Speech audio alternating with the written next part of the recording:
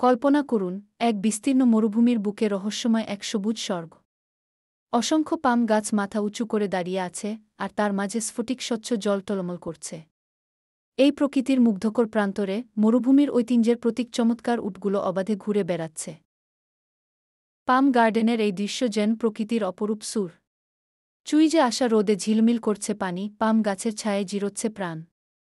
সম্পূর্ণ দৃশ্য এক শান্তি ও সৌন্দর্যের নিখুঁত মেলবন্ধন, যা আপনাকে প্রকৃতির সঙ্গে একাত্ম হতে ডাক দেবে।